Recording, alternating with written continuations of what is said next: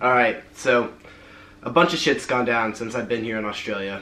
What's good, y'all? Tristan here, and today I'm just going to be sharing with you a little bit more of the reality of what's actually been happening in my life the past month or so. YouTube channels, especially travel channels, are very starry-eyed and optimistic. A lot of times show the best of what's going on in someone's life, and a lot of times I think they forget to kind of talk about the shit that just happens. And it took me a while to decide to film this video. I didn't know if I wanted to, but I figured it'd just be good to kind of show you the reality of what it's like traveling abroad, living abroad, being on a work holiday visa, and I'm going to be telling you how I got a really big fine. So yeah, starting out obviously by the title, first thing, I quit my job. As you know, I moved to Australia with the intention of coaching gymnastics here. That's how I was going to make money. That's how I was going to save up to travel around Australia for the future. You know, most people on work holiday visas just come here and find a job. I was lucky to have a good job, probably a job that's better paying than most backpacker jobs. I had that lined up before I got here, which was awesome. I was really blessed with that. The downside, it didn't turn out to be what I was expecting it to be like. It didn't work out. Now, initially the job was awesome. I loved it, loved the kids I was coaching. They were learning lots of cool skills, and I loved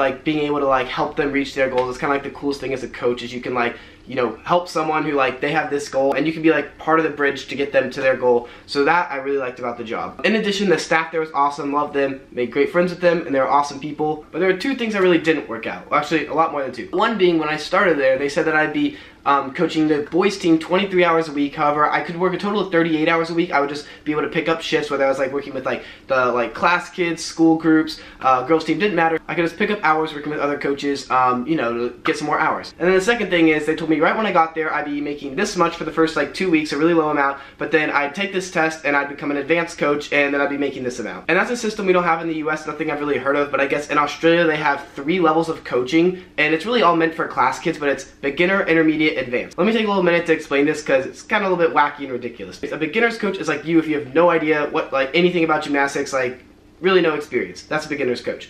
Intermediate coach means you can coach things like cartwheels, round-offs, maybe swings on rings, swings on high bar, no real skills, just those basic foundational things. Maybe a back handspring, but really no hard skills. Then being an advanced coach, advanced level, is you're able to teach a backflip, a back layout, an inlocate, dislocate on rings, a giant on high bar. I don't know if you know what those are, but those are all things that I would say most 8-year-olds can do. But anyways, I understood I had to take this test for the first 2 weeks. I get paid at beginner level, and you know what, I didn't care. You know, I spotted all the kids on everything, had a great time coaching. It was an awesome time. The kids were doing really well. I was teaching them things real advanced skills, or not real, but more advanced skills, Takachas, releases on high bar. One kid was working at Kovacs. Things I was actually spotting were double backs on floor, giants on key bars, real skills. If you don't know much about gymnastics, I'm sorry, that might make no sense to you, but just know I was spotting and coaching skills that good 13, 14, 15-year-olds are learning and doing. But anyways, alright, getting into it. So 2 weeks happened. I took this test. It was 2 hours. Some guy came in. He was how would you coach this? How would you coach this? It was all this stuff, and it was super basic stuff, because remember, I'm trying to be an advanced coach, so I'm saying how the past 2 weeks I've been doing more advanced skills, and then he's asking me how do I teach a back handspring, a somersault, a backflip, front flip, super easy stuff. Obviously we did other events too, but I feel most people only know floor, so that's what I was being tested on floor. Anyways, test went great. He was yeah, you know, good job, you know your stuff. I'll send it to GA and let them know that I think you're passed, I think you're qualified. I was alright, sweet, thanks. Anyways, didn't hear anything back for a couple days, and then the general manager came up to me and he was hey Tristan, so we heard back from your test results or whatever, and you didn't pass. And I was what? What do you mean I didn't pass? That was the most basic, easy level test. I definitely passed it. The guy told me to my face I passed. And he's well, yeah, you know, it wasn't really the test, you know, it's an application we send to GA stands for Gymnastics Australia, the committee of all gymnastics in Australia. He's we send them an application, the test is just one part of it, and you have to pass that, obviously, for them to accept your application. I was what do you mean? What are you talking about? He's all coaches in Australia, you know, they have to take these tests. You have to do online courses, you have to go and actually pass a physical written test, do clinics, all this stuff to be to prove that you're a certain level, and we just thought we could do an application and get you around it. However, they said they didn't think you had enough beginner experience, so they wanted you to get that before they passed you for advanced. And I was what? And he's all your gymnastics experience has been higher level. You know, the past 3 years you've been working with elite college gymnasts. He's and before that, when you were in club, the kids you were coaching, they were still all team guys. Even though they were levels 4, 5, 6, 7, which if you don't know, that's competitive gymnasts who are ages maybe 5 or 6 through 12. It's that's all great, but that's still coaching the advanced and beyond advanced gymnastics. He's they didn't think you had enough experience to get the intermediate level. I was like, you're saying I can't coach a cartwheel and like a somersault and a back handspring, and that's why I didn't pass. He's like, yeah, you know, I mean, like, we put together an application for you. I didn't do any of this. He's like, we told them all the levels you coached, like the time you spent coaching, and they just don't think you have enough beginner experience. And I was like, this is the biggest load of bullshit. I'm not even coaching cartwheels and round-offs and back handsprings. I'm coaching the most advanced guys in your gym. Like, literally, of all the gymnasts at the gym, I'm coaching the most difficult, like, the guys doing, like, the hardest level skills. You're paying me to coach them. I've been spotting the most difficult skills of this gym, but you're telling me I'm not, like, an advanced coach. He's like, oh, well, like, we know you're an advanced coach, but, like, GA, just, like, you know, I've never met anyone that they just, like, granted up, like, just let them be an advanced coach. It's not common that we have coaches come from other countries trying to do this, so like we've never really done this before. And I was like, all right, well, you said it yourself, you know I'm an advanced coach, I have the skill level of an advanced coach, and like, keep in mind, advanced is like teaching a back layout. Like, it's not advanced at all. Their advanced is just like basic understanding of gymnastics. But anyways, I was like, all right, so can you pay me that since like that's the work I'm doing? He's like, well, you see, we can't do that because, you know, you're a beginner coach, and you know, beginner coaches can't spot. And I was like, what do you, like, I've literally been spotting every day the past like 2 weeks, 3 weeks now. And he was just like, oh, like, it's a liability, you know, legally you can't, so like if anything happened, the gym could get sued, you could get sued personally, so like we can't have you spotting anymore. And I was like, what? Like, alright, like, I get that, but like, why'd you let me do it this past 2 weeks? He's like, oh, you know, we just thought everything would go through, we didn't think anything of it, we trusted you, so we did it. I was like, so you're saying I could have gotten sued these past 2 weeks for spotting? And he was like, yeah, pretty much. So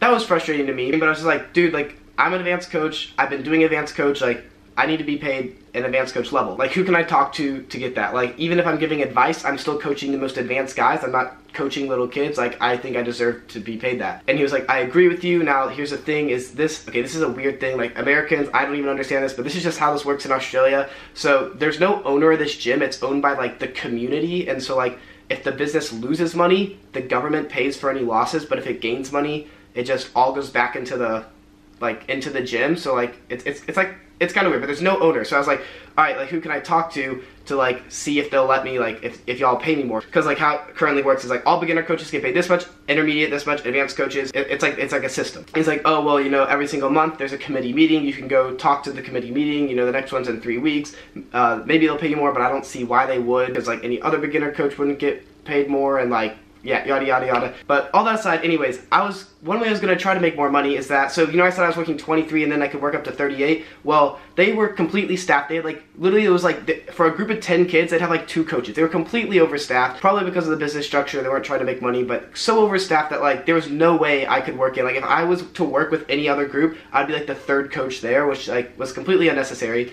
So I was only getting 23 hours a week, so something I was going to do to make more money is do private lessons, which they said I could do, and I could get paid like $50 an hour for private lessons, so like, I was really looking forward to that, and I was about to start doing them. Anyways, then he told me I can't do private lessons anymore because I'm not allowed to be coaching alone. Well, I had been coaching alone because like on Mondays, the other head coach that I was like coaching with, he was gone on Mondays. Sometimes we go to 2 separate events, I'm alone then, so I've been coaching alone. He informs me I'm not legally allowed to coach alone, so I can't do these private lessons. So like, there's no way to get more money. It's for just me to get less hours than I was expecting when going there and get way less pay. Speaking of less pay, I was the least paid coach there, to my knowledge, I'm pretty sure, because every single coach coaching was at least an intermediate or advanced coach, minimum. There were no beginners, and that makes sense. Like, why would you hire a beginner coach? Because beginner means you know nothing. Intermediate means you can at least coach like a somersault, back handspring. Like, if you can't do that, you're not even going to be a coach. So here I was in a situation where I was coaching the most advanced kids in the gym, spotting, alone, like coaching alone. I 100% had more high-level gymnastics experience than any other coach there. May not have had the most coaching experience, but as far as like doing the high-level skills, I was the only person there who had actually done the skills that I was coaching. They recognized that I was underpaid, but I was still going to be getting paid less than anybody else in the gym. Literally less than any other coach. Like, anyways, complete bullshit. It was unfair. I don't blame any of the people at the gym. Like, it was just this like shitty, fucked up system that prevented me from being recognized as like having the level of coaching that I had. So I quit. They did offer a path for me to be able to spot, but even then I was only going to be getting paid at the intermediate level, and on top of that I was going to have to do a bunch of online courses and then gone and taken a test, and it would have taken like a month, and I would be taking courses on how to teach a back handspring. Like, I'm sorry, but like, I don't need to do that. I know I sound super conceited right now, not trying to say I'm like the best coach, most experienced gymnast, because I'm not either of those things. Plenty of people with more experience, but I knew I was plenty qualified to teach a back handspring. Now, whew, alright, got that off my chest. Ugh. You hear that back crack? Anyways, so I found a new job. That Monday I was like, hey, this isn't working, I'm quitting. If you don't fix it, blah, blah, blah. Finished working that week, and by the end of the week I got another job here. So that is some good news if you're on a work holiday visa here, is it's not hard to find work. I found another job where I am bartending slash being a waiter at this beautiful restaurant right on the beach. It's so awesome. It's like, freaking love it. The staff there is also awesome, so another really good thing. However, the grass is not greener on the other side. So I got that job, and I took a week in between the jobs to go travel, which I can't wait. I'm gonna have a couple travel vlogs coming up right after this video. Not right, like my next couple videos are gonna be those awesome travel vlogs. So I took a week to vacation, and then bam, started working that Monday. I thought, however, they told me to come in, and then I was like, hey, I'm not on the schedule, what's going on? And they go, oh, sorry, we didn't do your visa check, can't work until we do that, let's do it. They sent that in Tuesday, came back like Thursday, and then they're like, alright, yeah, you can work this Saturday, Sunday. So I went on a whole week vacation, and then I came back and I had like no work besides Saturday, Sunday. And then the next week, I was like, hey, I'm not on the schedule, like, what's going on? And they're like, oh, sorry, like, before, like, we make the schedules like 2 weeks in advance, like, we didn't get you on. Yeah, it's all the shifts are full, but we can put you in on Saturday, Sunday again. So now another week, I'm only working 2 shifts. Now, I'm here in my 3rd week in this new job, and I'm scheduled for 3 shifts, which really isn't much at all. However, what makes it even more shitty is right now, I should be working right now, but they called me today. It's raining outside, it's been really bad weather, and because this place is right on the beach, it's like 100% weather dependent, so there's not going to be anybody there. So like, it happens all the time. People get their shifts cut all the time.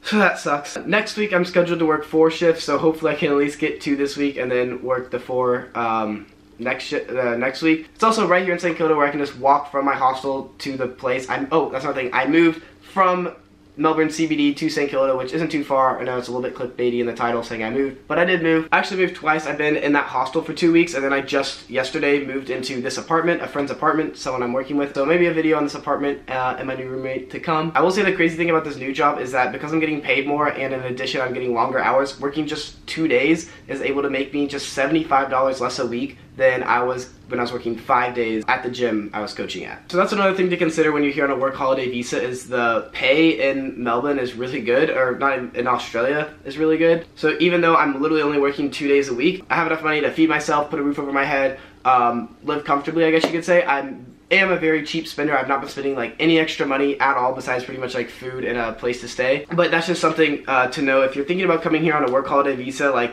shit can hit the fan, like what I just said. Like, that's a pretty bad work experience, and I've literally still been breaking even. But I'm also not saving up at all, which really sucks, because the whole reason why I'm here in Australia, working here in Melbourne, is so I can save money and then travel the rest of Australia. And I've now been here for almost 2 months, literally haven't saved really a penny at all. Actually, yeah, no, I haven't saved a penny. And that's not because I'm living lavishly and spending everything. It's just because like the work situation for me has been kind of shitty. I mean, I should be fortunate to have a job, be able to get a new one so easily, but from what I've seen, the people who come here, a lot of them have gotten more stable jobs than I have. But anyways, the icing on the cake, my fine. Let's talk about my fine. So, as I said, I have been breaking even. You know, I haven't really made any money. I think after I work that 4 days in a week, I'll be up some money, but then pretty much all that money that I will have saved is going straight to pay this fine off, and then I'll be able to start saving money for travels. So, you're probably wondering how I got such a big fine. So, I have a scooter. Usually get to work because the old work I was working at was like an hour away. So I was using it to get there because it was only like it was like over an hour by bus or train, and then it was like 25 minutes by car or by scooter. So I have that scooter, and you're allowed to drive on an American license here in Australia. So I thought I can also drive a scooter here because that would make sense. However, scooters here are considered motorcycles, and you need a special motorcycle license to drive them, and I didn't know that. However, that wasn't really what got me in trouble. Well, it was. So let me explain. So, when I said I was moving hostels, so I just got this new job. Haven't even worked a single shift here yet. I'm leaving my old hostel that was in the CBD. It's like it's probably like a 10-minute drive down here to St. Kilda. So, moving hostels, driving down, and you know, one thing you can do in Melbourne, I think all of Australia, is you're allowed to go through cars. So like if you're at a stoplight and you know there's a bunch of cars, if you're on a motorcycle or a scooter, you can just go right through all the cars, get to the front of the stoplight and go. Well, anyways, that's what I did. I've been doing it. It's legal. So I did that. However, this time there's a bike lane. There was 2 lanes, and I was in the left. So instead of going to the center one, there was some other ones there. I just went around on the left side of it. I didn't think it was illegal. Everyone's been going around on the left, and you can go around on the left. You can't go if there's a bike lane there, because you can't go in a bike lane.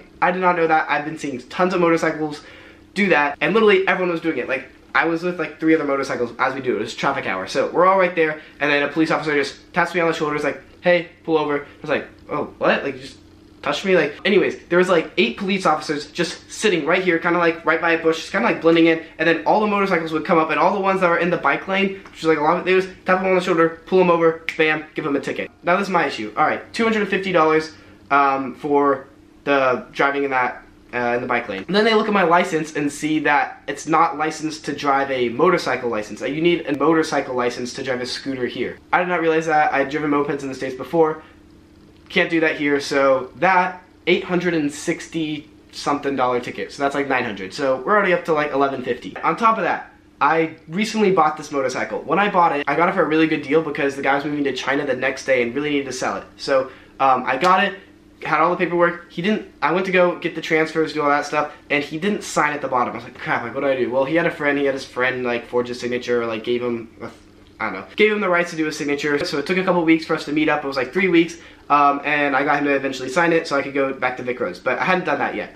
Anyways, the first time I went, when they were like, yeah, there's not a signature here, the girl was really helpful talking to me about like, oh, you can do this, to this, like just kind of tell me some of the laws, and I knew I needed to get a registration and a roadworthy certification. One is kind of like insurance plus saying your vehicle's registered. The other one is like inspector saying like, oh, like yes, this is a functional vehicle that can drive on the road. And she said to one of them, I thought she said to both, I don't know, she said something about, oh, you have like 28 days to do that, so I knew I had 28 days from the time I transferred the papers. Anyways, apparently, whatever she said I had 28 days to do, it wasn't one of the things. There was something I needed to have on the bike that I didn't have, and that was a $550 fine for not having that. I think it was the registration, but I'm not really sure. So anyways, they were up to like $1,600, and then he told me, also because I don't have that there, I can impound my vehicle, and it's going to be at least $1,000 to get it unimpounded, and I'm like, what the heck? But thankfully he was a really nice officer and he didn't impound my vehicle, and then he also told me he wasn't going to get me for driving in the bike lane, which is only $250, so like not the biggest one, but he said he had to get me for driving without a license because that's a big deal, which I get. I mean, driving without a license is a big deal, but I thought I had the right license. Should have done my research, which clearly I didn't really do much research about this at all. And then on top of that, the whatever you call it, the registration or whatever thing, it was the roadworthy one, I think that's what it was. Anyways, that one, he said, you know, you can't drive at all without this, however you can go online right now and pay to have it like extended for a week. So I paid, it was like $75 right in front of him online, so I could drive it for 3 more weeks. It pretty much gave me 1 week to get like whatever I needed done with it. But he didn't give me the ticket because I did that then, and he was nice. So all I have to pay is the about $900 fine for not having a license. I say all. $900 fucking dollars. Plus I paid the $75. I had to park my vehicle right there on the sidewalk, and I can't come back and get it because I can't drive it off because I don't have a license. I was like, well, he's like, just go get a friend to do it. I'm like, I'm in a foreign country. I don't know anybody here. Like, I don't know anyone with a bike license to do this. Like, whatever. I'll just come back some night and drive it off by myself and then sell it on Facebook Marketplace. You know, I'm not having to drive really far to Coach Gymnastics anymore, or just sell it. So, walk to the nearest train, get on the train, go to my hostel. Once I get to my hostel, I realize, where's my helmet? And I remember taking it, like, walking it with me, but somewhere in between, I was pissed off, you know, just thinking about stuff. You know, you get a really cloudy brain when that happens, and I think I left my helmet on the train. So now I don't have a helmet, and it's illegal to drive a motorcycle without a helmet, so I'm definitely not going to drive it, like, the 5 minutes I had left to my hostel without a helmet, because then the police officer sees me all over again, driving without a license, driving this, like... Anyways, so here I am. It's been 3 weeks since that's happened, and I am still sitting there, I hope. I haven't been back there to check on it, but I don't know. I don't think anyone's stolen it, hopefully. Not really much I can do. I can't drive it. I don't have a helmet, so I have a friend that I've met, a person I'm now staying with, who I think has a friend who, I don't know, we might get a helmet and get it sorted out, so hopefully I'll just sell it soon and be able to pay my ticket, but it really does sting. As I said, I've really saved no money since I've been here. You know, coming here on a work holiday visa, you have to show that you have $3,000. So I put $3,000 into a bank account. I spent $2,200 of it on that bike, so I had $800 starting. I feel like the first week here, I spent like $400, and of the $800 I left. So I started, like, when I started working, I had like $400 in my account, and yeah, now it's up. It might be up to like $556 now. I don't know. So like, I haven't really lost money aside for like the money I spent on a motorcycle, but I haven't paid that ticket yet. So that's gonna be a real, I don't know. A real something. It's gonna be, that sucks. Sorry for this long, rambling video. I just felt like I wanted to talk, to share with you the real experience of what it's like, some of the shit that just happens when you're traveling that you can't afford, you can't expect. Obviously, I could have done my research and prepared a little bit more.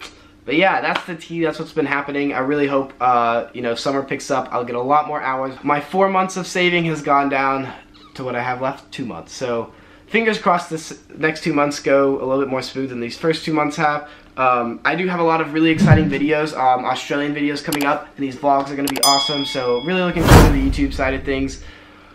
Just, I don't know, the past 2 weeks have kind of been really shitty. You know, like everything I just said, plus like I haven't been working, so I've just been kind of like bored each day. I don't have money to go travel. I can't just be like, oh, I'm not working this week, let's go travel. Like I literally don't have any money to do that with, and there's not a whole lot to do around here. So yeah, I'd never ever watched Netflix, and I've been watching Netflix, SNL, I don't know, have not had the most exciting, adventurous life these past 3 weeks, but I'm really optimistic it'll get better. And I had such a great time on that trip that I went on for a week in between the 2 jobs, and those vlogs are coming up next, so please enjoy.